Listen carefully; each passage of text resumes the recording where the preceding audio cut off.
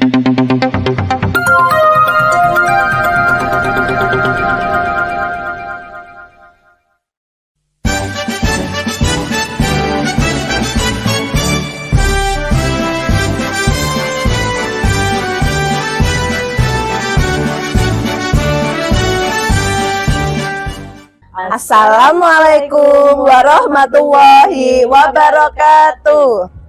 Kami dari kelas A8019 BBGP Jateng, calon guru penggerak Angkatan 8 dari Kabupaten Batang, akan menampilkan sebuah video praktek coaching demonstrasi kontekstual modul 2.3. Perkenalkan, saya Milatina Ulfa.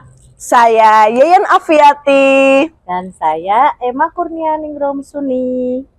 Selamat menyaksikan. Selamat siang Bu Mila. Selamat siang Bu Emma. Hari ini akan melakukan coaching ya? Iya Bu, betul sekali. Oke, sebelumnya nanti selama Bu Mila coaching, saya akan melakukan pengamatan terhadap praktek yang dilakukan Bu Mila. Nah, sebelumnya apa sih kompetensi yang dimiliki seorang coach? Kalau menurut saya sebagai guru, coach dalam melakukan praktek coaching tentunya harus memiliki beberapa kompetensi. Yang saya tahu pertama, seorang coach itu harus memiliki kompetensi presence atau kehadiran penuh dengan cara mendengarkan secara aktif saat berlangsungnya coaching.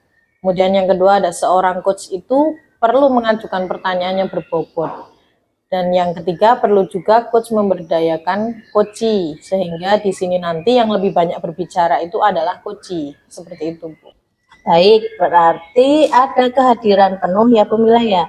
Ada mendengarkan aktif, begitu ya Bu Mila ya. Nah, kira-kira kompetensi coaching apa yang ingin Bu Mila lakukan? Untuk kesempatan coaching kali ini, saya akan berusaha mengembangkan kompetensi mendengarkan aktif, Bu. Karena saya masih perlu pelatihan dan banyak praktek coaching. Jadi mungkin menurut saya pribadi, kompetensi awal yang harusnya saya kuasai yaitu kompetensi mendengarkan aktif seperti itu. Oke, jadi nanti saya akan fokus pada mendengarkan aktif. Begitu Bu Mila? Iya. Nah, kemudian bagian mana yang ingin diobservasi Bu Mila? Di sini saya inginnya lebih sedikit berbicara dibandingkan pada coach saya. Kompetensi atau indikator mendengarkan aktif yang akan saya fokuskan yaitu pada tidak berasumsi, Bu, atau tidak memiliki asumsi. Itu artinya punya pandangan pribadi yang belum tentu benar, seperti itu, Bu. Oke.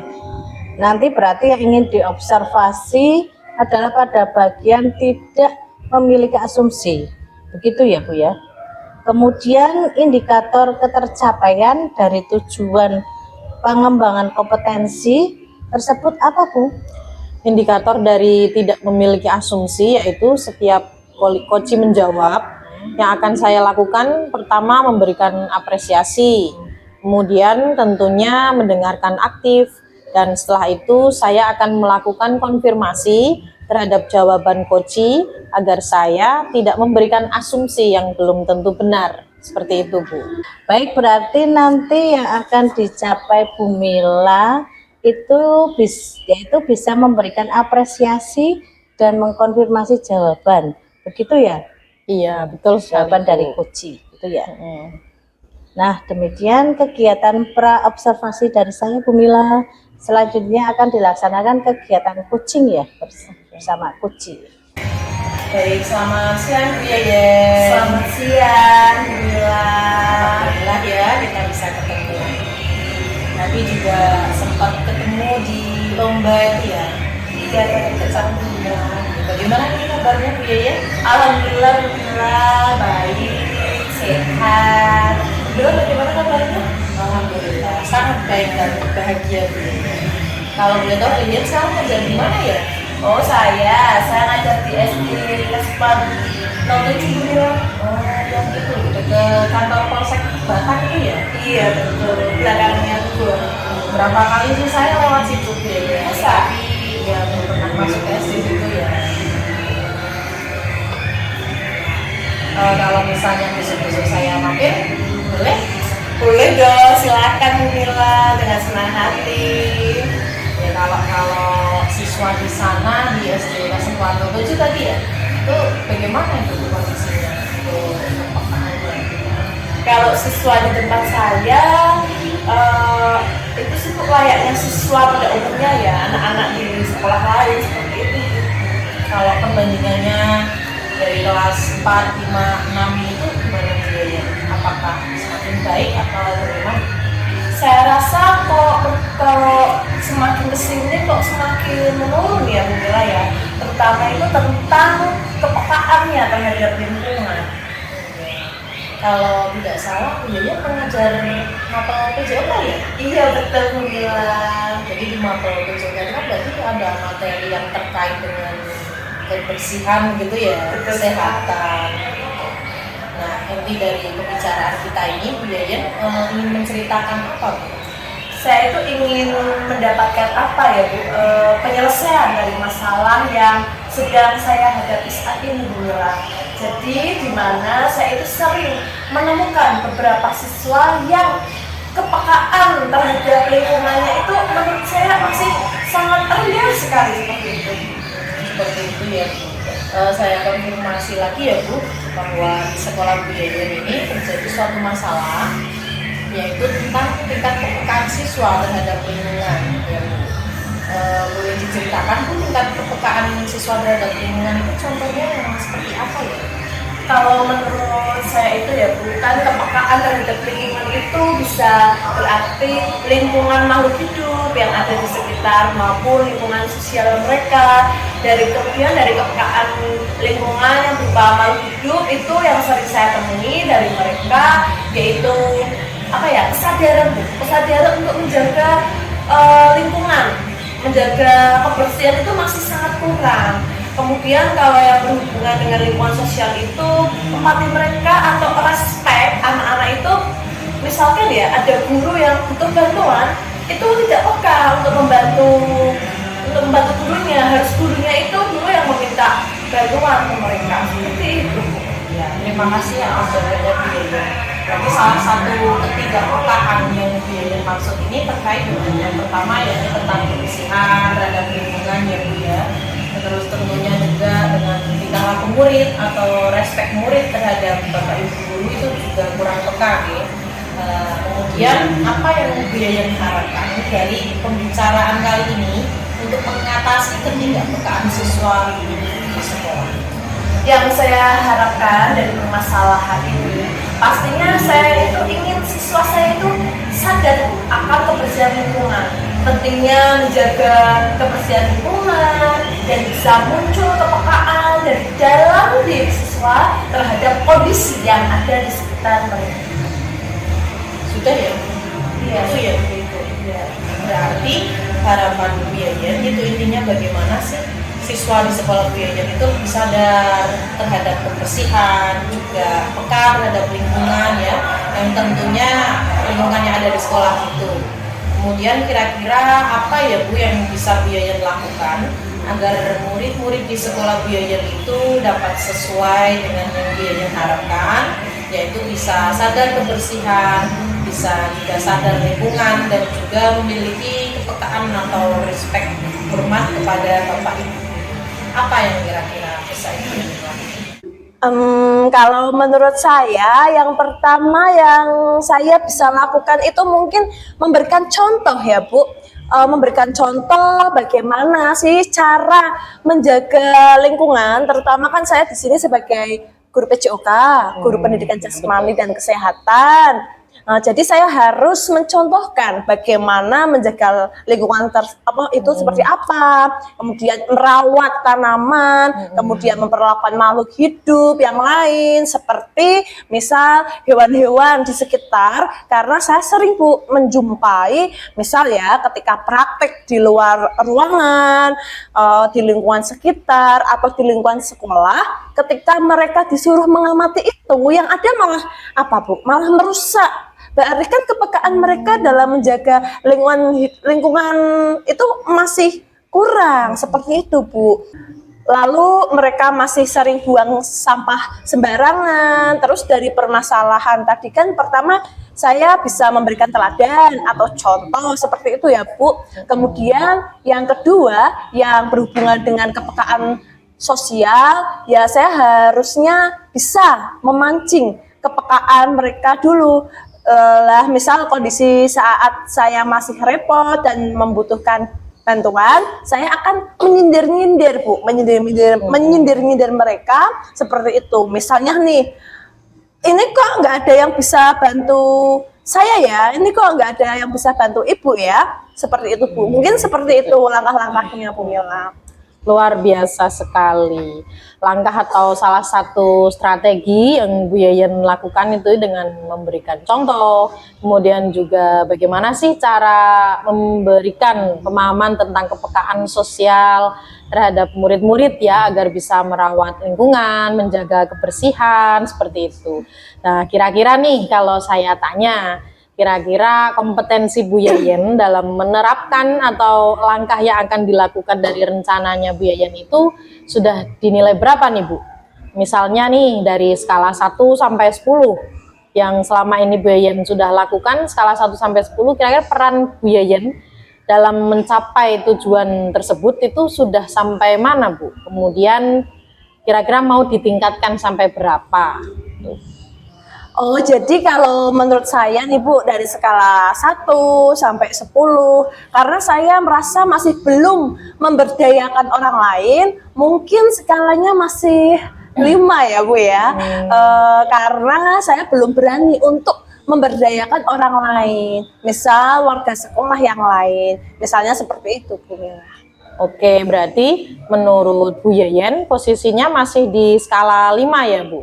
Nah, coba bisa ceritakan Bu yang lebih spesifik lagi, skala 5 itu yang seperti apa kalau saya boleh tahu? Ya itu tadi Bu Mila, jadi kan yang masih bisa saya lakukan hanya memberikan contoh. Berarti kan saya sendiri yang aktif terus saya. Tadi dengan meminta bantuan itu kan ya saya juga yang aktif. Kemudian sebenarnya untuk meningkatkan respek dan kepedulian siswa itu tidak hanya dari pribadi saya sendiri. Dalam hal ini harus ada orang lain juga Bu yang bisa ikut berpartisipasi atau yang bisa saya libatkan. Seperti itu Bu. Nah, saya belum bisa untuk melakukannya. Nah, oh iya, berarti skala sekarang itu di angka 5. Artinya karena mungkin Bu Yayan itu baru bisa melakukannya sendiri. Ya, nah kira-kira harapan Bu Yayan nanti itu akan ditingkatkan menjadi berapa ini Bu setelah rencana tadi? Mungkin kalau dalam waktu dekat saya belum berani sampai skala yang tinggi ya Bu Mila. Mungkin di skala 7. Oke, 7 ya Bu ya. Ditingkatkan ke skala 7. Nah, boleh diceritakan Bu perubahannya seperti apa dari skala 5 ke skala 7 itu seperti apa? Mungkin saya akan sedikit mencoba warga sekolah lain untuk bersama-sama bisa meningkatkan kepekaan siswa, misal dengan diskusi sesama guru tentang bagaimana sih agar anak itu sadar bahwa lingkungan itu sangat berpengaruh bagi mereka. Jadi bagaimana caranya agar mereka tuh mampu mampu menjaga eksistensi dari lingkungan sekitar. Oke, luar biasa sekali ya Bu Yayan ya. Tujuannya sangat jelas dan baik sekali, yaitu ingin seluruh komponen masyarakat tentunya begitu ya, kepekaan siswa untuk menjaga kebersihan yang tadinya di skala 5 ditingkatkan ke skala 7 dengan cara yaitu mampu mengajak warga sekolah khususnya rekan-rekan guru. Oke, kira-kira rencana itu akan bisa diterapkan mulai kapan nih Bu? Kalau bisa sih sesegera mungkin ya Bu Mila ya, saya akan menyelipkan misal dalam kegiatan rapat sekolah atau KKGO di sekolah, saya akan bahas sedikit memasukkan tentang bagaimana kita sama-sama mencari solusi untuk meningkatkan kepekaan siswa tersebut. Oh iya, oke, luar biasa. Jadi memanfaatkan rapat atau KKG di sekolah gitu ya Bu ya. Waktu rapat di sekolah atau KKG untuk rencananya ini akan menyampaikan apa yang ingin Bu Yayan capai begitu ya Bu, seperti tadi. Nah, kira-kira siapa saja ini Bu yang bisa mendukung tujuan Bu Yayan ini? Utamanya yang pasti saya sendiri ya Bu ya. Terus di sini karena tujuannya siswa, berarti siswa, kemudian warga sekolah yang lain yang akan saya ajak pertama ya rekan sesama guru. Jadi terutama Bu Yeyen kan juga sudah mulai dari dalam diri sendiri ya, tentunya dukungan dari siswa sendiri atau rekan guru, mungkin yang jelas juga perlu dukungan dari warga sekolah sekitar Bu. Ya, jadi itu yang kemudian rencananya seperti itu. Nah, kira-kira dari rencana tadi komitmen apa yang dapat Bu Yayan lakukan nih biar apa yang sudah Bu Yayan lakukan atau rencanakan ini bisa berlangsung dengan baik sesuai harapan Bu Yayan? Komitmennya mungkin saya harus buat itu dulu ya Bu, indikator ketercapaian, kemudian saya analisis dan sampai mana ketercapaian seperti itu Bu, sampai mana ketercapaiannya seperti itu Bu. Iya, baik ya Bu Yayan, luar biasa sekali. Saya juga baru terpikirkan ini Bu, ternyata untuk membuat sebuah komitmen ini perlu membuat indikator dulu ya untuk ketercapaiannya. Ini menginspirasi juga ini bagi saya. Jadi untuk membuat komitmen ya itu tadi diperlukan indikator-indikator ketercapaian gitu ya. Iya Bu. Oke, terima kasih atas waktu dari kita ini Bu Yeyen, sedikit ngobrol tentang tujuan obrolan kita. Nah, harapannya nanti Bu Yeyen bisa melaksanakan apa yang diharapkan terkait dengan meningkatkan kesadaran atau kepekaan siswa terhadap lingkungan, terutama kebersihan lingkungan seperti itu. Itu saja, mungkin Bu ada lagi yang mau disampaikan? Saya rasa seperti itu dulu ya Bu Mila ya. Nanti untuk progresnya saya mungkin akan meminta bantuan dan waktu Bu Mila lagi untuk apa ya agar potensi saya bisa tergali begitu Bu. Oke, terima kasih Bu Yeyen atas waktunya. Sama-sama Bu Mila. Oke, Bu Mila luar biasa sekali sudah menyelesaikan praktek kucing ya, percakapan kucing dengan kucingnya tadi bersama Bu Yeyen ya. Terus yang pertama yang ingin saya tanyakan Bu Mila, bagaimana perasaan Bu Mila setelah melakukan kucing tadi? Oke, Bu Emma. Jadi perasaan saya merasa plong, lega sekali. Tadi jujur Bu, di awal itu saya deg-degan saat melakukan praktek coaching dengan Bu Yayan tadi ya. Kebetulan ini juga baru bagi saya, termasuk coachingnya juga baru pertama kali kita melakukan praktek coaching ini. Jadi menurut pendapat saya sih sudah sesuai alur tirtanya gitu Bu. Oke, berarti menurut Bu Mila sudah berhasil tadi ya? Sudah berhasil bebas dari asumsi tadi ya, yang saya amati tadi. Iya betul Bu, terkait dengan kompetensi yang ingin saya tingkatkan tadi dalam pelaksanaan coaching kan yaitu mendengarkan aktif ya Bu. Nah selama saya coaching tadi saya rasa juga saya sudah mendengarkan dengan aktif. Di sini saya selama coaching juga tidak memotong pembicaraan tentunya, kemudian di sini saya lebih sedikit berbicara dibanding coaching. Dan indikator mendengarkan aktif tadi, terutama yakni tidak memiliki asumsi, setiap coach menjawab seperti itu, saya juga sudah berusaha untuk melakukannya dan juga berusaha mengkonfirmasi jawaban dari coach. Jadi tidak memiliki pandangan pribadi gitu, yang belum tentu benar seperti itu Bu. Betul sekali. Menurut pengamatan saya, memang Bu Mila sudah berhasil dengan bebas dari asumsi, tidak memberikan label. Kemudian memberikan apresiasi pada jawaban Kuci dengan mengkonfirmasi setiap jawaban apa yang disampaikan Kuci. Nah, saya memiliki sedikit catatan ini Bu Mila, boleh ya saya sampaikan pada Bu Mila? Iya, monggo Bu, bisa. Boleh sekali, dan saya juga butuh catatan atau pengamatan hasil dari Bu Emma seperti apa gitu. Baik, Yang pertama tadi Bu Mila apresiasi sekali karena Bu Mila sudah sesuai, sudah bisa mendengarkan aktif dan tidak memiliki asumsi. Selalu mengapresiasi dan mengkonfirmasi jawaban dari Kuci. Oke, Bu Mila tampak mengangguk itu ya Bu Mila ya, menunjukkan bahwa ada rasa di situ ya. Menunjukkan mengangguk kemudian mengucapkan luar biasa. Terus bagus itu Bu Mila seperti itu. Hanya saja ketika memberikan pertanyaan kepada Kuci nih Bu Mila, mata Bu Mila tampak tidak fokus menatap Bu Yayan. Betul seperti itu Bu Mila? Iya, betul sekali itu Bu. Saya kurang sadar waktu itu Bu. Jadi catatan baik ini bagi saya. Terima kasih Bu Emma. Oke, kemudian Bu Mila juga mencatat setiap jawaban apa yang disampaikan Kuci dan melanjutkan dan juga pertanyaan ya, membuat pertanyaan dari jawaban-jawaban yang telah disampaikan Kuci. Sedikit menurut saya ini Bu Mila agak gini, sudah ya Bu?